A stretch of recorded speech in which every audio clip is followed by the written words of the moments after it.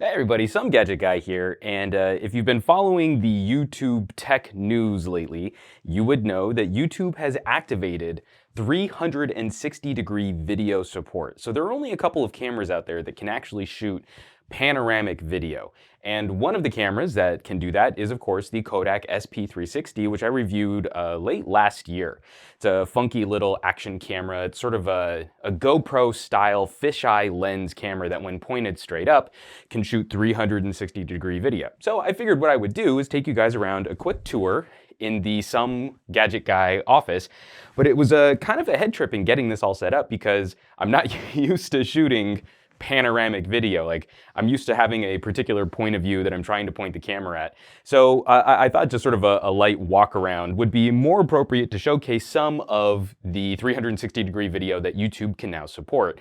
Of course, we do run into some problems with the support for the Kodak. The Kodak uses a video file, which is a big square.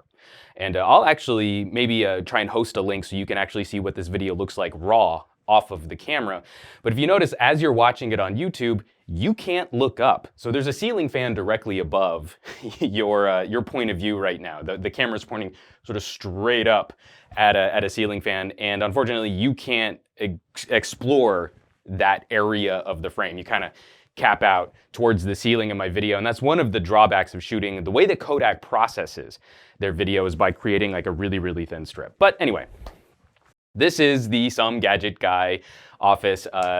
You've seen probably most of this office in just different pieces, but you can see the bomb that looks like it's exploded here in this office. Sort of maybe like a Fry's or a Best Buy vomited all over your second bedroom. As you may have noticed, these are the horrible packing blankets that we use to make sure that there's a little more acoustic treatment. I know they don't look as nice when you're actually watching some of my videos and reviews, especially all these little wavy lines that go across the frame, but they help tremendously in dampening some of the noise in my environment, as does some of this treatment that I've kind of thrown up here behind my computer monitors for when we're doing the weekly Tech Hangout chat. It's this type of material which is helping my radio style microphone not sound as echoey, sound as boomy. Again, it looks tacky as crap, and I am actually planning on putting up nice shelves and then hiding this material inside the shelves or around the shelves. But for the time being right now, this is more a practical consideration than an attractive or a design lifestyle consideration. This is sort of a camera station right here. It's where I keep all of my camera equipment right now. All I have is my 7D in here, but this is also where I keep all my spare lenses, stuff like that. You'll very rarely see this specifically in one of my reviews, but you will often see my Vegeta poster, or excuse me, my Vegeta wall scroll. This I actually got for the very first show in college, because I eventually majored in theater production and performance. And this was a gift from the first cast of a show that I wrote and produced and directed in college. And you can't really see it very well, but it's signed by all of the members of the cast. So this is one of those things where not only am I a huge Dragon Ball Z fan, but this came from a crew of people that I absolutely adored. And so I'll probably keep this for the rest of my life. I find this is really difficult to kind of walk around the space and talk about things in here without like accidentally giving you like a gratuitous booty shot or something like that. And on this side, this bookcase right here is where I keep items and stuff that I've either already reviewed or need to review. You probably can't see too low on this bookcase because where's the edge of the frame? Probably right around here. But if you ever see this corner of my office, this is the danger zone. Danger zone! All the things that I'm like behind on and I need to get a review out quickly for kind of make it over to this part of my office. And then there, it's like, I know, okay, I've got to shoot a video. I'm going to grab something from here. Here's a case. I'm going to shoot a video on this case. I just have to get something uploaded to YouTube. So that's sort of and of course, my computer workstation. If you saw the video that I did, you can probably just maybe barely make out the top corner. I'm going to move this chair out of the way here.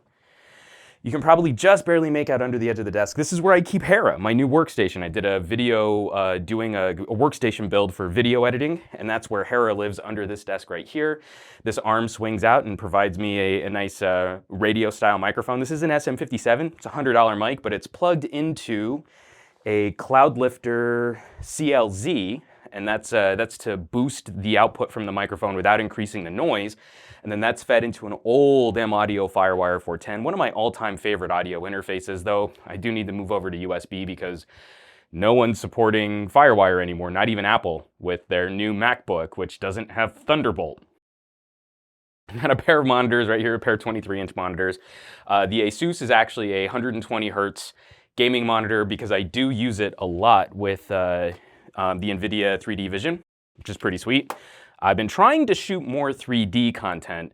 I'm not entirely sure how to share it, but I do actually have a OneDrive link. Maybe I'll link that in the video too. I do actually have a OneDrive link where I share a lot of the stuff that I've been shooting with 3D. So if you want to see stills from the Samsung NX30 and the NX1 shooting 3D, I have links for that. And I'm actually really grateful right now that you guys can't see my floor because I just wrapped up a gig. And so I've got gig bags all over the place. So like if I come right here, here's my Gola camera sling. This is where I keep all of my Kodak accessories. So you can see all kinds of like clips and mounts and head straps. I've got my, this is my STM drifter. I just recently did my drifter. This is a bag that I've actually been using a lot for audio gear. So right now it's got a bunch of cables in it. You kind of drop that off. I've got one of my LED light panels. I've got my new Moshi. This is the Venturo laptop sling. I just did a review on that. You know, I'm actually wearing my Olympus LS100 to shoot this video. I don't have a wireless lav in-house. Of all the products to not have and actually need while shooting walk-around video. So I've got my LS100 in my pocket, but I also have my Zoom H4n down here. And then my Mega Book. This is one of their super hardcore camera bag packs that they don't even make this anymore. I think this is the Python Pack Pro. I think that's what they call it. I really wish they would make that. And you can see my printer over here on the side. So this is the Some Gadget Guy Studios. It's a pretty gnarly little setup in our 2-bedroom condo.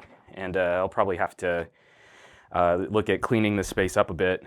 But it's been serving me well for the last 2 years now, making sure that I can produce videos for you guys and produce a higher quality content than what I was doing. If you go to the early days of my channel, you'll see a bunch of videos where I was literally sitting on the living room floor of our 1-bedroom apartment. And those videos didn't look nearly as nice as what I'm producing now. So it's been about baby steps. And I think the next upgrade I'm probably gonna do is just a nicer, maybe it's like some sort of curtain that I can put across this whole area right here for a slightly more uniform look, slightly more professional, maybe even a slightly more theatrical look. So that could be really nice too.